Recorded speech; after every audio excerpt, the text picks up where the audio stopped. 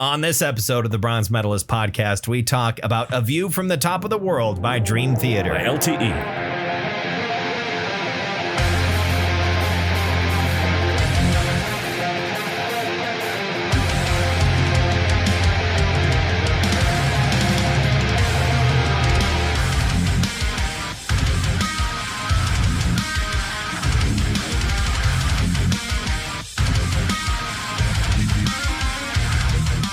Hi, everyone. Welcome to another episode of the Bronze Medalist podcast. I'm Kale. I'm OJ. We're two professional broadcasters. We like metal and we like to talk about it. And on today's episode, we're doing our yearly Dream Theater episode. Mm-hmm. We tend to do at least one Dream Theater album every summer. And I figured now was the time. So we're talking about their most recent studio album 21. From 2021. And an album that I learned is their last with Mike Mangini, because I somehow missed that in October of 2023, Mike Portnoy returned to Dream Theater. Really? I haven't looked too deeply into it. The way that it is phrased on like Wikipedia kind of makes it seem like Portnoy coming back may have been the thing that kind of forced Mangini out. It's not clear how amicable that was, and if it was like all right, well, get out of here. The original guy's coming back in, or if it was like hey, so we'd love to work with Mike Portnoy again, and you're a great drummer and everything, but he's an original member of the band. Right. And Mike Mangini was like, oh, I get it. I don't know if that was the case. I hope it was. I hope there's not a lot of, Or maybe Mike Mangini found, a gig doing something else. Or maybe he did. He's an amazing drummer in his own right. Like he's like people sometimes. I think it's really just like anytime a really well-established like band member leaves and gets replaced by somebody, people are always kind of shitty to the replacement. Right. And like no, Mike Mangini is an amazing drummer in his own right. You don't think that Jason Newstedted him? I mean, yeah, no. I totally missed that Mike Portnoy returned to the band, and they're working on new material. I think actually I had read that they're actually done writing their next album. So who knows when that's going to be coming out. They're just moving his Hello Kitty kit into the studio. No, that guy. I don't think that one's operable anymore. No, it's not. I think that got destroyed in the video. But yeah, I think that's pretty interesting. But we'll talk more about Dream Theater and talk more about this album later on in the episode. First, how are you doing today? I'm doing fantastic. That's good. I'm overheating. I bought last year. I bought this on-floor air conditioner. It just seems to. I feel like I can see it staring at me every now and then. Like, are we done with our relationship? Can I jump out the window? Why? Well, because it doesn't seem to work enough. Okay. I mean, I have it set to cool the room down to 68 degrees, but it doesn't get it down to 72 That's degrees. A Herculean task, perhaps. It is. You're maybe asking too much, or the ambient temperature outside is just too high, where the break point, there's, a thermodynamic break point or somewhere where it's just not capable of cooling it down because of how hot it is outside, which, to be fair, over the last couple of days it has not been all that hot outside. Yeah, I mean, today was hotter. Did it get to 90 today? I don't know. It was supposed to be, I think, mid 80s, but I didn't look in the afternoon to see how hot it was. My car said it was 94, but that's never right. I'm not sure exactly how. Earlier this week it was 70s. Right. But we're like the only place in the country that's not melting. Yeah. And even like last week, after I came back from Vegas, I brought some of the heat with me. It was 90s for a while. I brought the heat with me. Yeah. But nothing like what was going on down there. Right. But thought it was funny. We saw a story in the prep about the sign in Death Valley getting broken. Yeah, it was 667 degrees. 667, which I thought was a shame. Well, I mean, that it was one number off. I instantly had, the neighbor of the beast, hell and fire. We swore to call police. Yeah, but yeah, it's a missed opportunity. From that broken sign. It was, to be fair, 125 degrees there for several days running. Yeah. Which that's insane. I always forget how close Death Valley is to like LA. Oh, it's very close. Like it's not very far away from Los Angeles. I've been in a car driving through Death Valley when it was, I think it was only 115. Only 115 degrees. And the air conditioner needed to be charged. Yeah. It was out. So, of course, the windows are down. Everybody's like, ugh. Yeah. Like you're sitting in a fucking air fryer. Right. Just getting buffeted with incredibly hot air.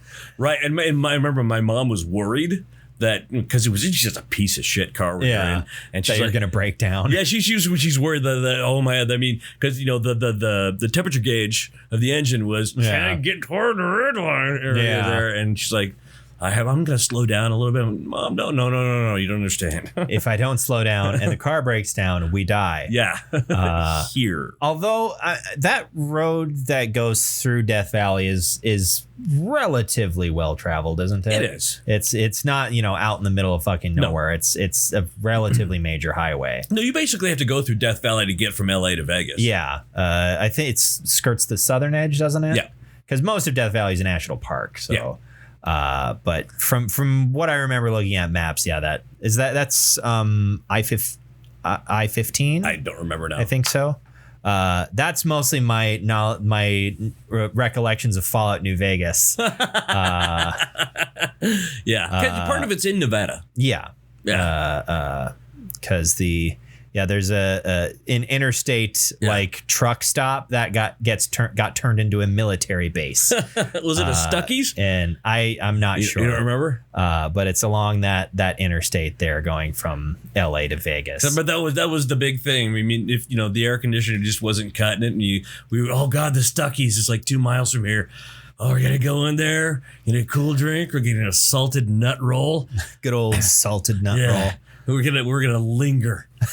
We're just going to sit in here for 20 minutes longer than we need to, and just kind of enjoy the nice cool air. I think that would be nice.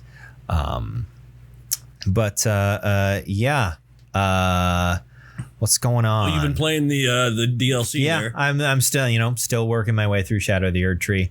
I feel like I don't know how much I have left. From what I've seen of like lists of bosses, I think I've worked my way through most of the game. I think at this point I only have one major area left, maybe one or two. So I think I'm getting fairly close to being done with it. And we'll see just how difficult the final boss is. I've heard a lot of people say it's one of the hardest in the entire franchise, if not the hardest. I've heard say that it's harder than Millennia. Yeah. But to be fair, I didn't have a super hard time with Millennia, just because I was using a pretty cheesy build at the time. And now that I've kind of figured things out in Shadow of the Erd Tree, I haven't had a super difficult time with a lot of the bosses I've encountered lately. But you respect, right? I respect to a different build. But I've been having an easier time recently. I don't know if I've just been getting better at the game and like picked up on. I don't think it's that. I think it's just I'm using a powerful weapon, or I end up using a powerful weapon. And also I have absolutely zero shame about relying on summons. Like, hell no. I don't. The game gives it to you, use it. Exactly. Like I don't give a shit. And especially on a first playthrough, it's like I just want to experience Yeah. the game. I want to see all the content. Like I don't want, to not experience a section of it because it's locked behind a difficult boss that I can't beat because I've committed to, never using summons ever or only using like strength weapons or something. It's like, no, I paid for this game and I paid to see all of it. I'm going to use whatever tools I need to use in order to get that done. And that tends to be like the way that I play Elden Ring is the way that I play a lot of like RPGs where especially on a first playthrough and really every playthrough, I'm a completionist, but I would call myself a content completionist. Right. Where I'm not trying to get every single achievement. I'm not trying to find every tiny little thing, but I at least want to see every area and fight everything. Right. Like I want to at least attempt every boss in the game, even optional ones. And I want to, I don't want to turn down an opportunity to explore an area just because it's not a main story area. Right. Like I have a friend who blasted his way through Baldur's Gate 3. Yeah. And I was like, how the fuck did you finish Baldur's Gate 3 so fast? And it turns out he basically kind of didn't play like half the game. Like he kind of only did the main story stuff and hardly did any side quests or anything, which is so different from the way that I played Baldur's Gate 3, which is also why it took me 3 fucking months to finish that game because I did everything. I exhausted every possible quest with the character and alignment I was playing. I'm the same way. That's why I've made sure that with the aforementioned Elden Ring that I've looked at absolutely everything. Yeah. That's why 2.5 years later, I still haven't finished the game, and I'm playing a Dex Int belt. Okay. Using the Moon Veil and Rock Sling. And you could get to it though. Like I could. I'm level 120. Like it's within the realm of possibility. Yeah. You could finish it. You just gotta commit. You just gotta commit, dude. I have things like children. And I have 2 jobs and. Life is complicated. It is. I would recommend though is if you do commit to finishing Elden Ring and then playing Shadow of the Erd Tree. Yeah. Don't do what I did and start turning down opportunities to level up. Really? Why'd you do that?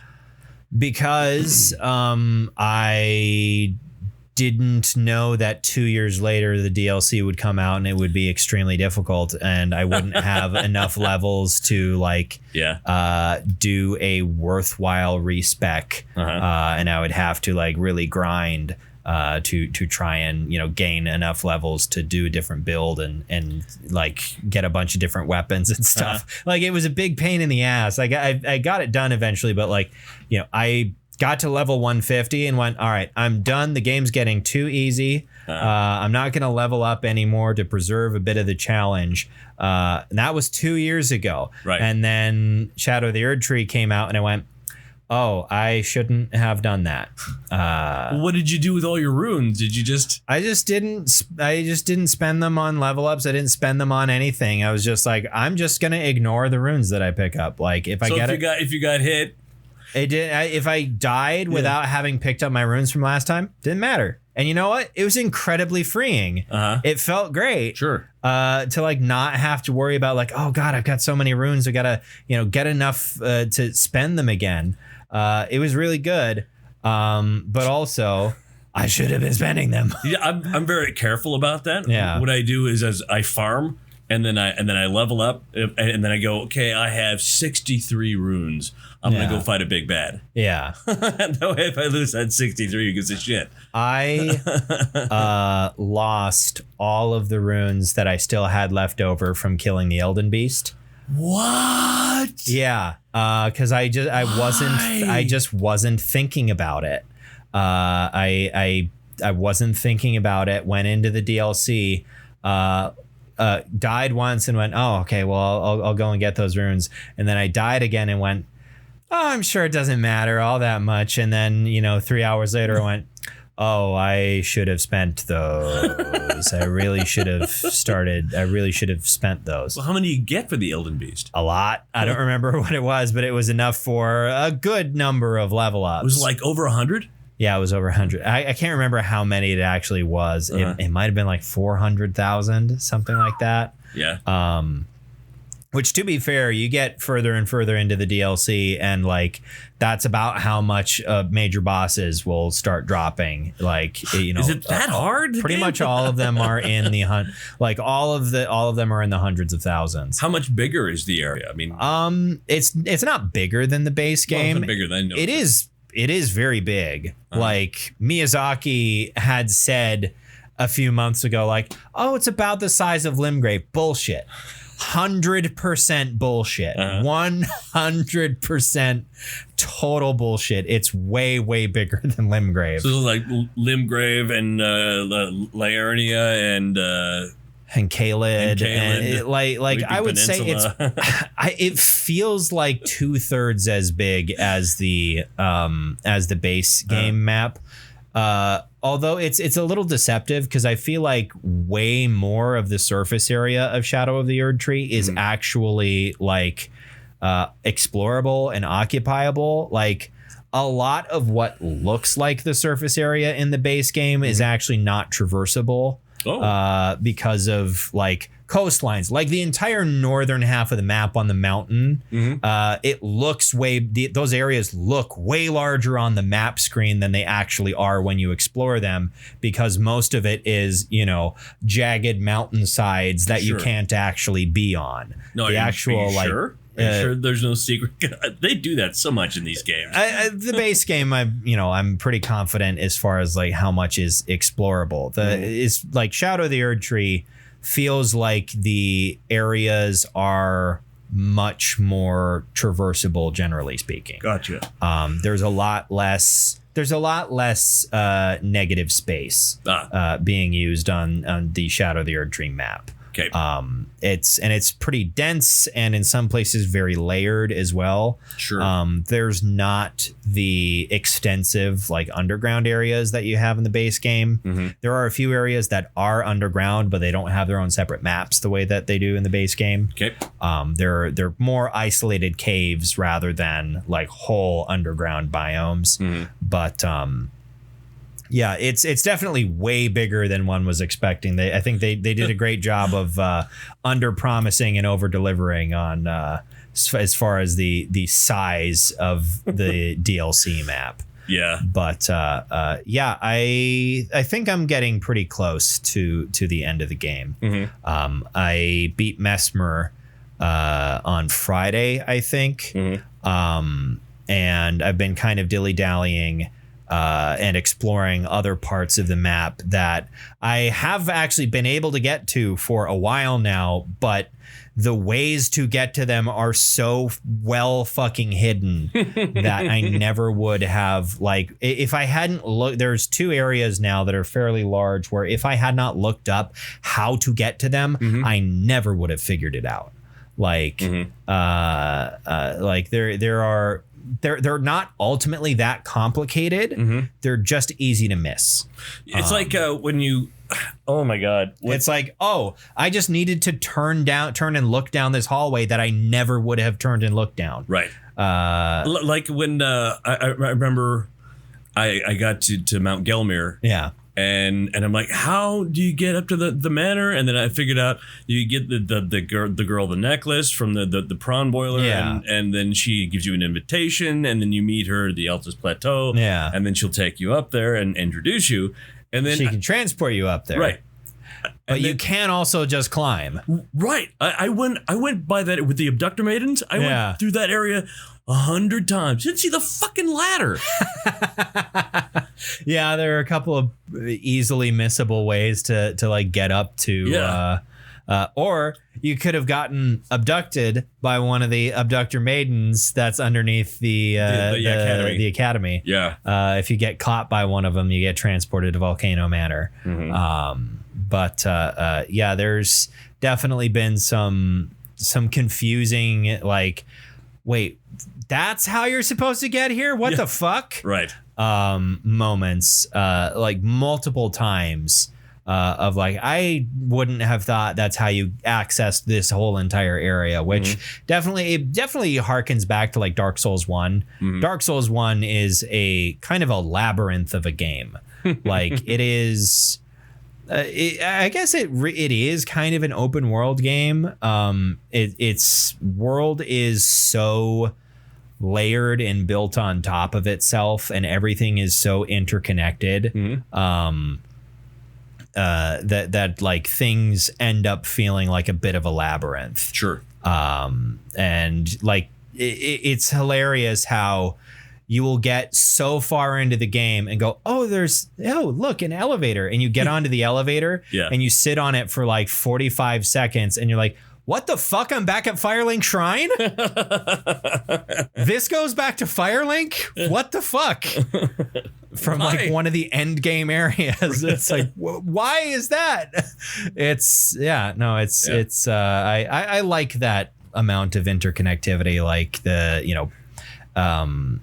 it's one of the things that Dark Souls 3 kind of is missing a little bit. Is Dark Souls 3 is a very linear game. Sure.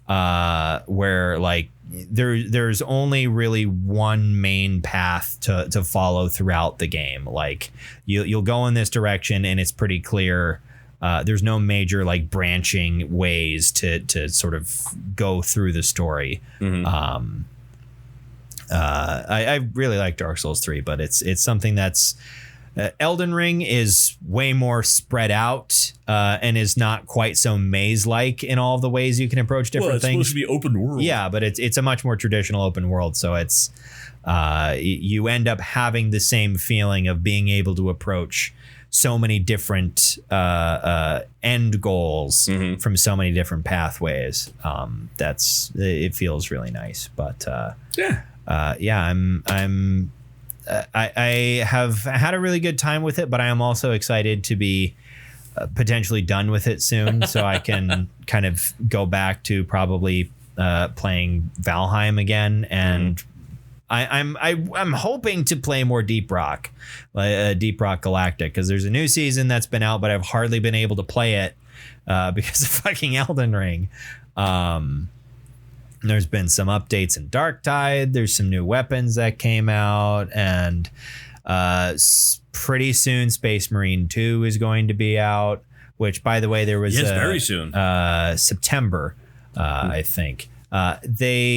Someone leaked like a year-old build of the game that people could just play. And there were like screenshots of stuff and spoilers getting posted. I managed to not see anything. Good. The only thing that I saw was ultimately utterly inconsequential, which was a shot of like a loading screen where you're sitting in the Thunderhawk like gunship. Right. And there's like a hololithic debriefing screen. That's the only thing I saw, which spoils nothing. Yeah, my PlayStation really wants me to pre-order Space Marine. Yeah, Space Marine 2.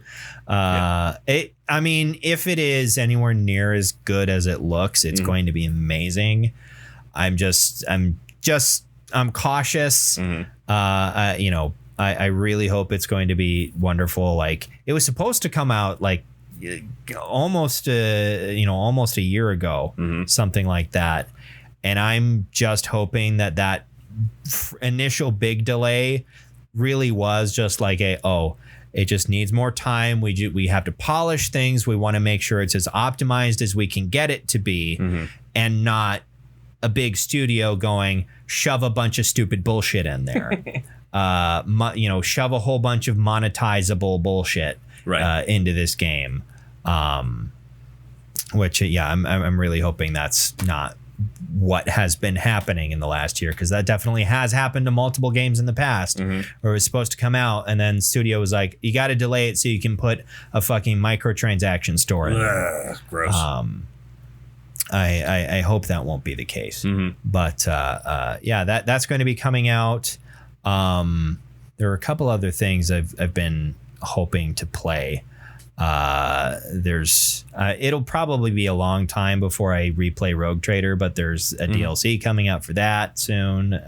I've watched videos of people playing Rogue Trader. It looks like a great game. It's really good, and it's like I think Owlcat has definitely been, they've definitely been continuously improving it. Like it's in a much better technical state than it was when it came out. It was still pretty buggy when it came out, like really buggy. But I think at this point it's in pretty good shape compared to when I played it. And I didn't have too many problems when I played it, but I was also playing it on PC, which it can be a little easier to deal with some of the bugs on PC, at least for that kind of game. Right. Anyway, because you can, theoretically open like a debug menu or have some options to mess around with settings that you wouldn't normally have on a console.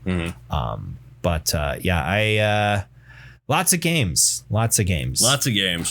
It's been like really weird. It felt like for a long time there was not a lot of games I was super interested in playing. And then like in the last year, it's just been like title after title after title after title of a lot of really, really good games coming out one after another, which on one hand is great. On the other hand, it kind of sucks because there are some games that I'd love to play more consistently, like Deep Rock Galactic, which, for in that period where there weren't a ton of like amazing games coming out, I played a lot of and really enjoyed it and made a lot of progress, building my characters and unlocking all these cool cosmetics. And now I'm like, I want to play Deep Rock Galactic, but I want to play all these other things more.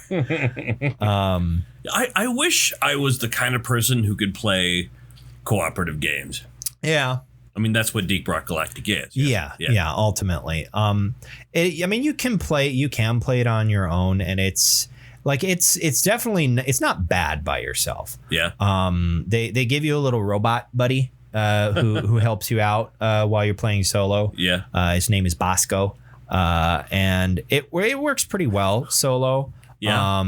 The community tends to be pretty good for playing with like random people, and at least in my experience, there's not cross-platform, so I don't know if it's different or worse on consoles, but like on PC at the very least, people are not very chatty. There isn't cross-platform? Ghost Ship Games is a very small studio. Oh, gotcha. And cross-platform support takes a lot of resources. Sure. Like people tend to not be particularly chatty on PC. Like I appreciate that. Not a lot of people are on voice chat. Like people still communicate, but most of the communication is done via laser pointer. Like you pull out your laser pointer and someone points at a thing, and then another dwarf who is capable of getting the thing goes and gets the thing. Like it's really remarkable just how much information you can convey in that game through the use of the laser pointer and the salute button. Like there's no emotes in the game, but you do have a dedicated button to make your dwarf shout rock and stone or some variation of that. Which, speaking of that quote and also metal, the band Wind Rose, who is perhaps most well known in many circles for their cover of the song Diggy Diggy Hole. Yes. They're kind of the dwarf metal band. Wait, that's a cover? Yeah. It was originally it was a song made by the Yogscast YouTube channel. I thought that was their song. No. I honestly thought it was their song. No. But anyway, they did an official song with Ghost Ship Games for Deep Rock Galactic. It's just called Rock and Stone, I think. And it's actually a pretty fucking good song. Like I'm not super keen on Wind Rose just because I'm not a big like power metal guy, but I love me some power metal. I know you do. So yeah, it's like they say like it's not even a like subtle like wink wink. No, they literally say the words Deep Rock Galactic in the song. like they This was a commissioned piece. Yeah, I don't know if it was commissioned, but at the very least it was, you know, partnered with the people at Ghost Ship. So yeah, I thought that was pretty cool to see. You know what else is pretty cool? Dream Theater. Yeah, Dream Theater is pretty cool. This really cool progressive metal band. These guys are neat. These guys sure are neat. So if you've never heard us talk about Dream Theater before, Dream Theater is an American progressive metal band that's been around since the late 80s. A bunch of guys who met at Berklee College of Music. Most of whom are from the East Coast. Was it Berkeley? I thought it was Berkeley. I thought they met at somewhere in Massachusetts. Well, I think there's UC Berkeley and there's Berklee College of Music. They're two different things. They're Berklee two College. Yeah, UC Berkeley is obviously in California. Yeah, but no, UC Berkeley might be. Just give me 1 second to, because that sounded right to me. I thought I was remembering that correctly. So John and Mike met there. Yes. I think John Myung also. Yeah. Petrucci, Myung, and Portnoy all met there, I think. Yeah, Berklee College of Music in Boston. Right. Yeah, because usually when you say Berkeley, you're talking about... Yeah, people. If you think college and Berkeley, you think UC Berkeley in California. But no, it's Berklee College of Music in Boston. Right. But anyway, a bunch of them met there, started making music together, and eventually the probably most well-known lineup was John Petrucci on guitar, John Myung on bass, Jordan Rudess on keyboard, James Labrie on vocals, and then Mike Portnoy on drums. Mike Portnoy left the band in 2013. There was some disputes about touring. He was a little bit tired of touring, wanted some time off to relax or, pursue other projects. Number of the other people in the band didn't agree with that. And he had been asked by the people in Avenged Sevenfold to maybe do something with them because their drummer the Rev had just passed away. Right. And he went, decided he was going to go do that. And the rest of, members of the band were like, well, you're not in the band anymore. And there was definitely some tensions there for a while. The way I remember hearing it, it was largely between Portnoy and Labrie, sort of butting heads. I remember, reading some accounts that the two of them probably had the two biggest egos in the band. Gotcha. But it seems like that has maybe, relaxed quite a bit since he's back with them. Yeah, they're old now. So. Yeah, and I think that has happened a number of times throughout the history of rock of, previous tensions just having been healed by everyone going like, we're too old to give a shit about this anymore. Fuck it. We made good music back then. Who were those assholes 10 years ago? So I'm interested to see what they do next. But Mike Portnoy got replaced by Mike Mangini, who is a very accomplished and successful drummer in his own right. Although I was interested to see, I hadn't looked at the credits on a lot of the albums that Mangini performed on. At least on this album, he is not credited as a songwriter for any of these songs. So I don't know if that has been the case on previous albums where he just doesn't contribute to songwriting. Because I know that was a really big part of Mike Portnoy. He was one of the primary songwriters during his time with the band. I guess I think since then it's largely been Petrucci. Like the whole band is credited with songwriting for most of these songs, but one could probably see John Petrucci. This feels very Petrucci. Yeah, it certainly does. Yeah. But and he's had a couple solo albums that I have been meaning to listen to at some point. And the aforementioned LTE. Yeah, Liquid Tension Experiment, which we had meant to do an episode on their third album a couple of years ago, and Something Shiny passed by. Like it was going to be a me episode, and then Something Shiny got in front of me, and it went, we're listening to that instead, and we never talked about LTE 3, which is fantastic, mind-blowing. Yeah, fantastic. That album is fucking insane. You know, I want to go play it for people and say, you know, hey, all of these guys, the youngest people in the band are 54 fucking years old. Yeah. Fucking Tony Levin. Tony Levin. Tony Levin's in his 70s? He's closing in on 80. Like he's not a young man by any stretch of the imagination. I mean, even Jordan is almost 70. And holy shit. Yeah. Tony Levin's playing is oh my god, fucking insane on that album. Mind blowing. LTE 3 is oh my god, it's just a couple weeks ago. I was driving back. I think I was driving back from my parents' place last time I was down there. It was more than a couple weeks ago, but I was driving back, and for some reason it popped into my head. It was like, I'm gonna play that. I was like, oh yeah, this is fucking bonkers. So maybe later this summer, or in next week or a couple weeks. I don't know. Well, next week is a U week, so that's your pick. But maybe we'll talk about that finally after having meant to do it years ago. But A View from the Top of the World is their most recent album. Came out in 2021. This was, of course, during the height of the COVID pandemic. Sure. Most of the band was able to meet and do songwriting, sessions together in person. James LaBrie had to video call because James LaBrie is Canadian. He's from Quebec, and so he had to call in from Canada, partially because of travel restrictions, and also because he's like, well, if I get sick, I'm the fucking singer. Yeah. Like, if I get this respiratory disease, that's gonna be pretty bad. We're fucked. So if your fingers get the respiratory disease, you can still play guitar. Yeah. So he's like, he stayed home for the songwriting and only traveled to the U.S. To record. And they recorded it. They have like their own studio now that they collectively own as a band.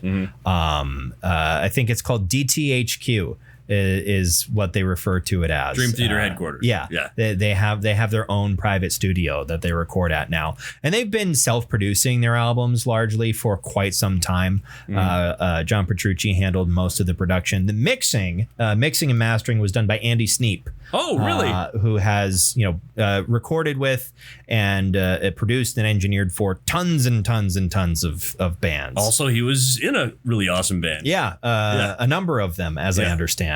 Yeah, well, the one I know him from is what am I forgetting? Why am I spacing it? Oh no. With Martin Walker. Oh my God, History of a Time to Come. I don't know. We talked about it on this podcast. Sabbath. Yeah. He's also engineered. Who was it? The Arch Enemy. He's done production for like Killswitch Engage, Opeth, and Fear Factory, and tons and tons and tons and tons of other bands as well. Very, very prolific producer and engineer in metal circles, and this was the first time they had worked with him. And I think that the production, the mixing, and the mastering is excellent. Spot on. It's rarely bad on any Dream Theater album. Oddly enough, one of their on some levels worst produced albums is also often considered one of their best, with Images and Words. Entirely because their producer was fucking insane, and it was early on. It was early in their career, and their producer just really jerked them around. Like, seemed like a massive dickhead. But like their production is never bad, but everything about the production just felt really, really clean. And compared to the album previous to this, Something that I remember, it's been a bit since I listened to the album previous to this. I remember not liking the production on Labríe's voice on that album. It felt like there were too many effects on his voice in the previous album. He sounds way better on this album. Yeah, and I feel like what the producer on that last album was doing was like, oh, old man can't hit notes anymore. Let's do some shit. Yeah. But I feel like, they're like, no, just let him sing here. And he did. This performance, it feels a little bit more restrained. Yeah. Restrained, but yeah. Up in the rafters anymore. It felt like he maybe decided to commit to like, you know what? Let's just stick with something that I'm comfortable and capable with. Right. If we have to take this on the road, I'm almost 60 years old. I think it works really well. Like he's not pushing himself too far in a way that makes you go like, oh, you're not going to be able to pull that off live. Right. I appreciated the sensible restraint on this album. And it's still good singing. It's still great singing. Like James Labrie has always been a good singer. I know we like to poke fun at him whenever we talk about Dream Theater, but he is genuinely a very good singer.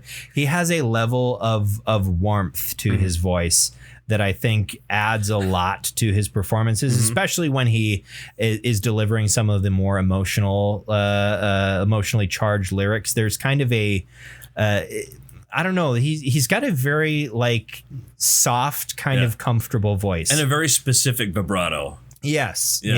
And it's something that I've always liked about his singing. I have to say something about this kind of music. It's 7 songs, but it's 6 weeks long. It is an hour and 10 minutes.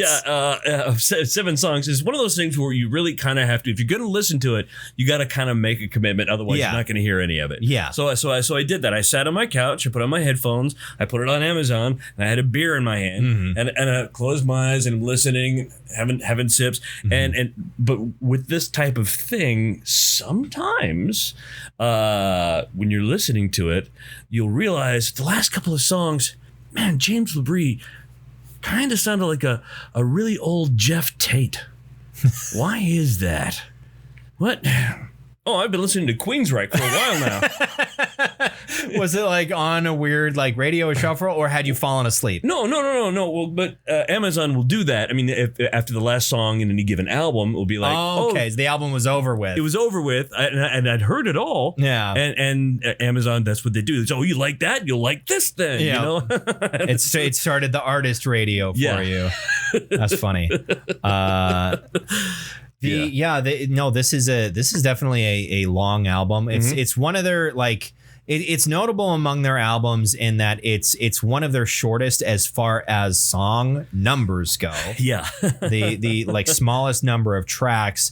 It's one of their longer as far as runtime goes, and it features one of their longest songs. It still is about 10 minutes off from their longest song. Right. Which was, I think, the album closer from The Astonishing, I want to say, which was a half an hour, I think. Maybe it was like 26 minutes, but it was like that. The album closer on that was a gargantuan track. And this one still, if we're going with D&D size charts, this one large, perhaps, at least. Colossal, maybe. Colossal, yeah. Very, or huge. Huge would be, you've got, small, medium, large, huge, gargantuan. Right.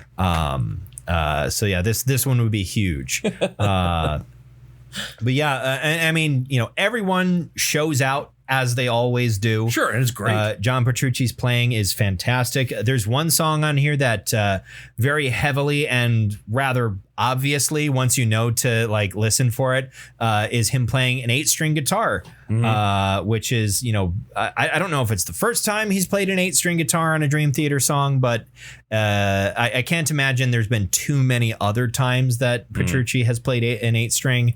But once you're like, once you realize that, it's like, oh yeah, no, that is absolutely an 8-string. I actually have an old friend of mine who's in a band called Spiderhole.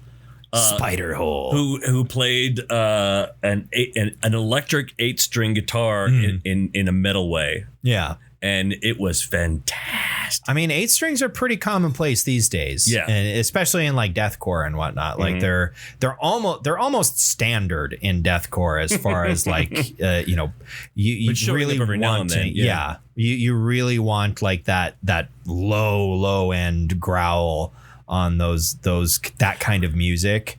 Versus in a lot of other genres of metal, you don't see 8-string guitars that often. No, I'm sorry. He played an electric 12-string. I was going to say, it's like that, like having an electric 8-string.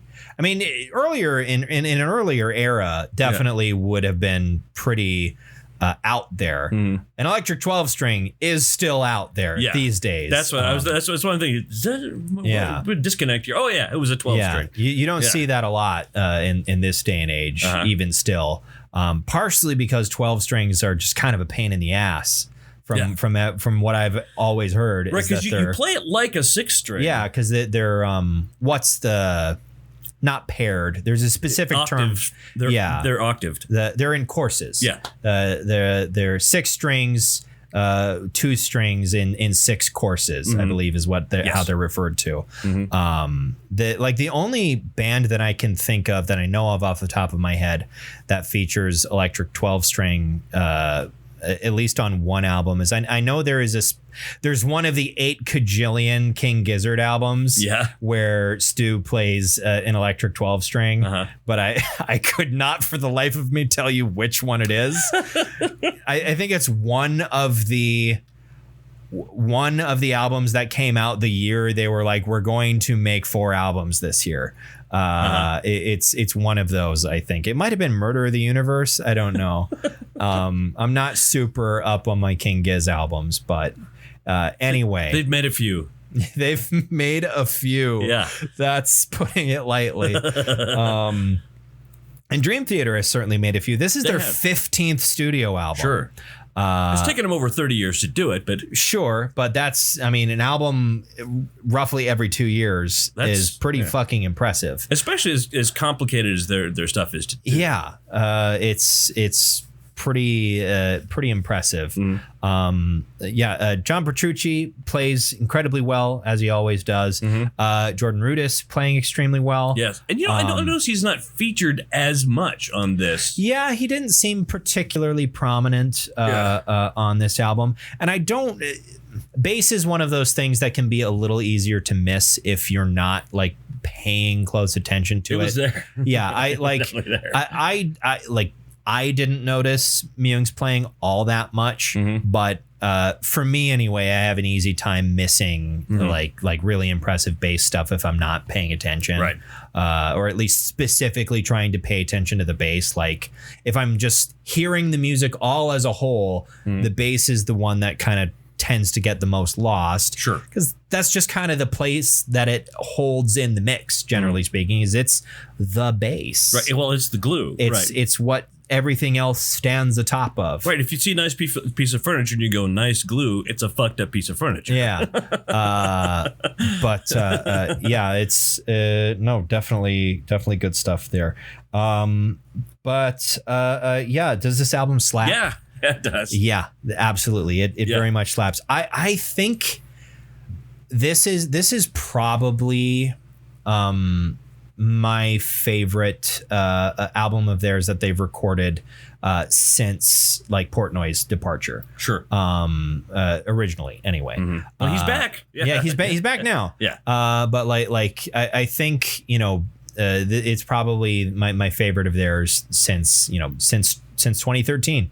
It's really good. I think it sits up there with a lot of their best albums, in my opinion, which is, I feel like, is saying something for a band that has been around as long as they have and has a discography as impressive as theirs. Right. That they're still making stuff that feels this impressive.